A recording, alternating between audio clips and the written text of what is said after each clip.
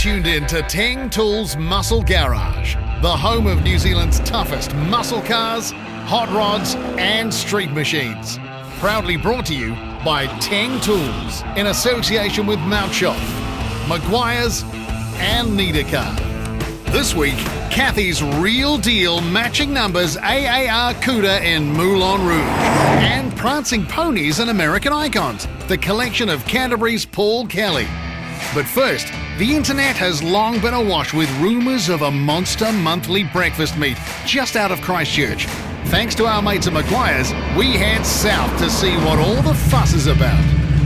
Well, it started off as a gathering for a breakfast. Started off as a small gathering and to a massive gathering. Monthly, of course, and word of mouth has just grown exponentially. We probably get up to 500 cars here on a Sunday morning now, so which is quite staggering for such a small population as Christchurch. But it's not just, American stuff.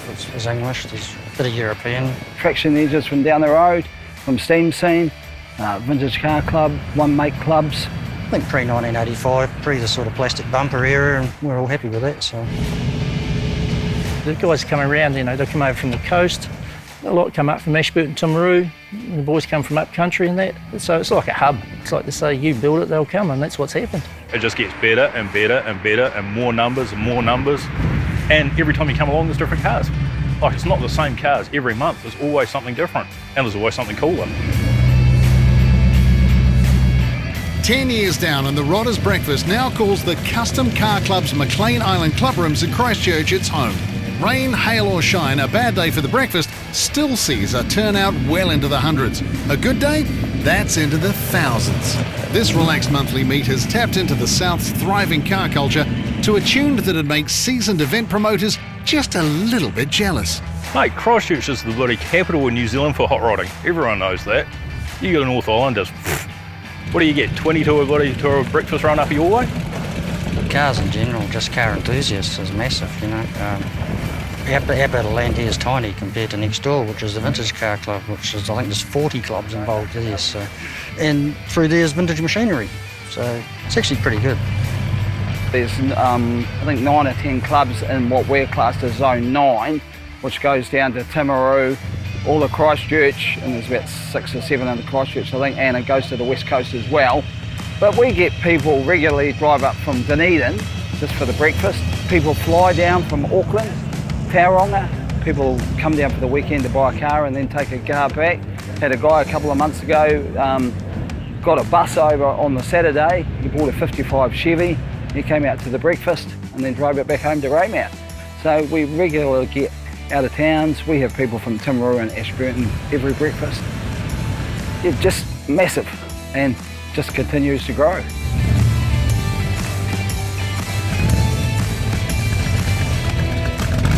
So let's rewind things 10 years back to where this big breakfast all began. Will and I were Southern Street Riders. We'd just finished the summer season, the burger runs, and we were talking like there's nothing monthly in Christchurch. You had Southern Street Riders burger runs did 5 or 6 months of the year, but once that was finished, there was nothing more. I thought, well, we've got to do something. So we sat down and nutted things out, trying to find a place that could cater for cars. And we ended up going out and seeing old John at the truck stop at the time. He was quite open to it because he was closed on a Sunday. So we decided, righto, first Sunday of the month. And it just got going. We were a bit slow to start, but it's like anything, it got going. And then it got to the point where we outgrew it. And Rick suggested we go and talk to the boys at Customs. The good thing is everyone always saw it that even though it was being held at Customs, it's a hot rodding venue, they're supporting hot rodders, and there was no politics to it, and that's the way Will and I always wanted it. You went to other runs that were organised by clubs, and certain clubs wouldn't turn up because they had to be for that club or they had to be for that club, whereas Will and I doing it independently, everybody was on board. Once we came out to Customs and Daryl, Al and Tolt were on board, then it was pretty effortless. At the time I was president and Rick approached me and I just, I didn't even bother putting it through the club, I just said yes, so, and then the club had to deal with it after that. I don't think they were initially too happy about it, to be honest, but as time's proved, it's been marvellous for Christchurch. It's something that everybody can do every month now, even when it's cold and wet, we still get them coming out. Will and I didn't have to do anything, and that's the thing, it got to the point where we didn't have to do anything. Like, customs had it all under control, so I think it was 2016, Will and I actually stepped back and just let customs go for it. Just run it the way they wanted, and we got the ball rolling, but they're the ones that have created the monster. And a monster it is. The Father's Day turnouts continue to set new attendance records and spill into the adjoining paddocks of the Vintage Car Club. Each breakfast has a theme. This one was Chevrolet, and a wide range of the General's men took advantage of priority parking. It's intentionally low-key, but the Custom Car Club have it running like a well-oiled machine, from the parking crew to the unsung heroes of the kitchen and barbecue. It's a lot of work, especially, you know, I mean, we've 10 or 15 people that regularly do it, you know, the guys that do the car parking and the ones on the bar and so forth, and even to get somebody filling the urn, or guys running backwards and forwards for bread or whatever. It is a good thing, and it's a friendship thing, camaraderie. I mean, it probably ties us down a fair bit because it's become what it is, but yeah, it's just a family friendship thing, from mum and dad to the children, you know, family thing to grandparents, and everybody gets dragged along, so to make it what it is. It's only going to get bigger and better, as far as I can tell. But if you look around here, all these trees have got to go. There's 600 of them here that we've got to clear out, so that means we can redesign this whole area. We've got another several acres over behind those trees, so hopefully we won't have to borrow land from next door. We'll just be able to do the whole thing here, so and still keep the civilian cars out the front separate, you know, which is ideally. So we don't turn them away either. That's an important part. They might get a car eventually, or, you know, and become part of the scene, I suppose, if you want to call it a scene. Maize Meat was, or should I say would have been, the breakfast's 10th birthday. Good one, coronavirus. But with the event now in the good hands of Custom Car Club, it gives its two founders a chance to sit back and admire the beautiful monster they brought to life. It was the biggest monthly hot rodding event in Australasia. It's like, well, hey, we created that. Can't ask better than that. Especially something 10 years on, be still rolling with everything that Christchurch has gone through. I mean, at that time we've had earthquakes, terrorist attacks. September 2010, so that big first earthquake, we couldn't actually do a breakfast run because there was no power, there was no water at the restaurant, no nothing. 60 cars still turned up.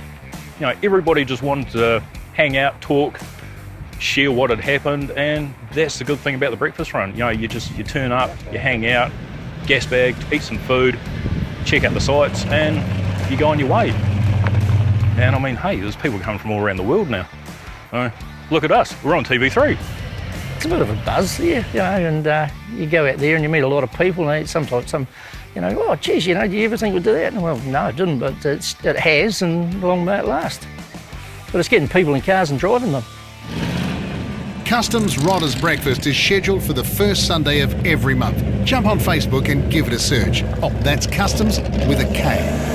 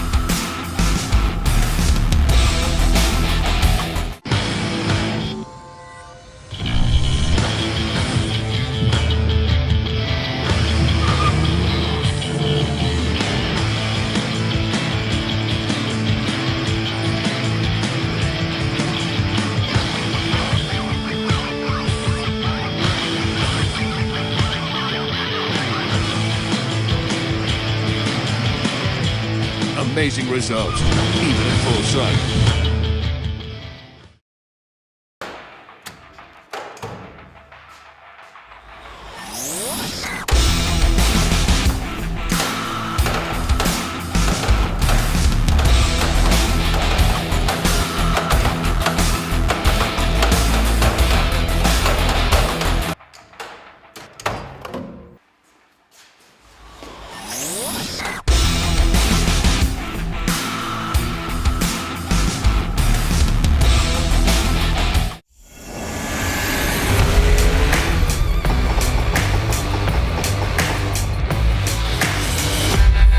you're back with Teng Tools Muscle Garage.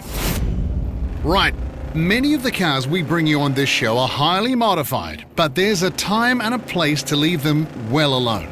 Case in point, this real deal and ultra rare factory muscle car. Thanks to Need a Car, we're in New Plymouth, checking out Cathy's 1970 Plymouth Aar Cuda in Moulin Rouge hue. When I was a young girl, I never played with Barbies. I always had my garage and my Hot Wheels. I don't know if they were Hot Wheels cars back in those days, but the little Matchbox cars. I don't know where it's come from. My family really weren't into it, but brought up by a dad and a brother, I suppose. I just got into boy things. So yeah, that's pretty much where it started. Purchased my Mustang 12 years ago now, I think. Joined the American Muscle Car Club and met lots of friends that had the same passion as me and never looked back, really. The Mustang sent the muscle car kick into full swing. So, where did the Cuda enter the frame? Well, a friend was selling up his model collection. Cathy thought she might relieve him of a couple of the Mustangs she had her eye on. However, what caught her attention was a bright pink Cuda. A car then and there Cathy decided she needed in both scale, form and life size. I looked at it and I said, I've got to have that car. And he sort of laughed and said, oh, good luck with that. You realise how rare it is. And I said, oh, well, you never know, one day. One day I decided, when I sold my big house in Auckland, I downsized and decided, well, okay, I'm going on the hunt for that dream car. The dream car, a 1970 Aar Cuda in factory Moulin Rouge, unsurprisingly wasn't exactly flooding the classifieds. Cathy enlisted Chuck of Chuck's Restorations to lead the hunt for a needle in a haystack. It was a very rare car. I didn't realise how rare it was until they started the search. AARs obviously were bought out in 1970. They were only produced for 2 months, from the 11th of March through till the end of April. They produced 2,740 of the AARs all up. Out of that lot, there was 53 Moulin Rouges produced. Yeah, this is one of the 53 that were produced, so here we are. 53 in 1970, but jump forward 50 years and only 14 are accounted for today.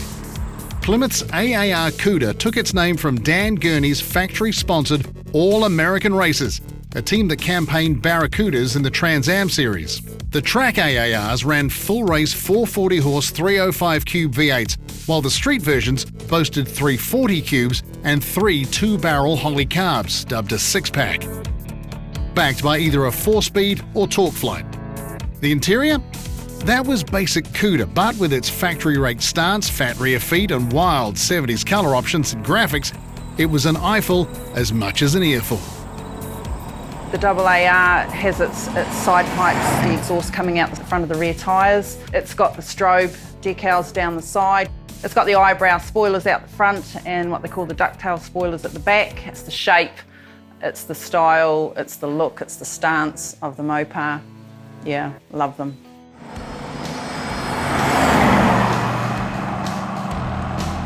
When I first mentioned to the guys in the car club that I was getting a Mopar, they were like, oh, have you ever driven a Mopar? You know, you need to drive one before you purchase it. And I totally ignored them like I normally do, but it actually drives better than the Mustang. It's an easy car to drive. And drive it, Cathy does. As rare a fish as it is, the factory didn't build the AAR to sit in cotton wool. Cathy figures, why start that now? Yeah, I was a little bit antsy about it. It did get a couple of stone chips, which I hated, but you know, you've just got to get over that. You buy a car to enjoy and to drive, and to me, the enjoyment of owning a muscle car is watching people pointing, smiling. You know, you make people smile when you drive down the road, and they just love the cars, love the look. And so you've got to get it out there and use it, you know. In New Zealand, genuine AAR are even thinner on the ground, and that club gets especially lonely in matching numbers. Safe to say a slew of modifications aren't on the cards. And while the Mustang that got the ball rolling might be up for sale, this Cuda sure isn't going anywhere fast. The muscle car bug has a good hold, and Cathy figures the Cuda might deserve more quality company. It's like they say when you get a tattoo, you know, you always want to get more and more and more. Well, we are in the same boat with cars, you know. We've got 5 between us now in the fleet, and yeah, ready to get another one. So we just got to find garaging that's big enough, really. That's the biggest problem. Right, thanks to our mates at Mount Shop, we're shed raiding. But shed really isn't the right word here. This week, we check out the collection of Canterbury's Paul Kelly. You know, I've been just mad on cars ever since I was a kid, actually. I just used to drive my parents mental. When I left school, I wanted to be a motor mechanic, but because I didn't behave myself at school, I got asked to leave at a fairly early age. So I got into the parts industry and sort of just grew from there and worked in different parts places. So it's been cars ever since I was 15 when I left school. I don't know anything else. I just don't know anything else. And unfortunately, I'm very, very good at selling the cars we sell at work, but I'm completely hopeless at selling my own. So, as you can see. Yes, if you're a Cantabrian, the name Paul Kelly is one that needs little introduction. Paul's built up not only a very successful car dealership, but it's one that puts back into the community and sponsorship of many motoring and sports events. In fact, you might remember the guy who hit the news when he took his 45 staff to Vegas a couple of years back to celebrate 20 years in business. Yep, same guy. And then there's Paul Kelly with his race suit on.